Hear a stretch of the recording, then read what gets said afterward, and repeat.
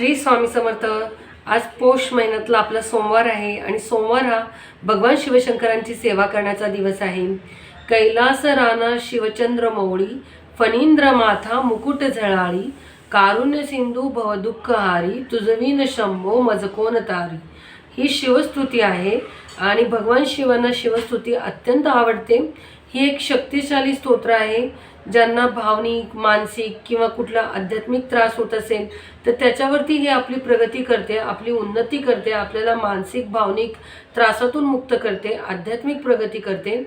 आणि विशेष करून सोमवारी जर आपण सकाळी संध्याकाळी या स्तोत्राचं वाचन केलं तर आपल्याला लाभ मिळतो आणि तसेच आपला आत्मविश्वास वाढतो। संकटाच्या वेळेला आपण मनोधैर्य वाढून त्या परिस्थितीची सामना करण्याची शक्ती देते, एक सामर्थ्य देते।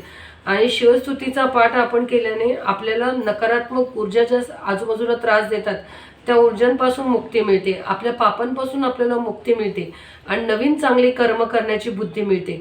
तसेच आपल्याला कुठलीही मनशांती नसेल, तणाव असेल, चिंता असेल तर तो कमी होतो आणि आपल्याला एक प्रकारे मानसिक शांती प्राप्ती होते। आणि म्हणून शिवशंकरांची कृपा प्राप्त करण्यासाठी व जीवनात सुसंवाद व सकारात्मकता येण्यासाठी आज तुम्ही शिवस्तुतीचे वाचन नक्की करा। तसेच आज भगवान शिवशंकरांच्या पिंडीवरती अभिषेक करा। एक लोटा जल तुम्ही आज त्यांच्या पिंडीवरती वाहा। तसेच शिवशंकरांना भस्म अत्यंत प्रिय आहे तर भस्म त्यांना लावा। तसेच तुम्ही त्यांना पांढरी फुले वाहा। आणि या सर्व सेवांमुळे तुमची नोकरी, विवाह, घरामध्ये कुणाला आजार असेल, व्यसन असेल तर ते सगळे सुटतील, कर्जमुक्ती होईल। तुम्हाला काही अनुभव आले असेल तर आम्हाला नक्की सांगा। श्री स्वामी समर्थ।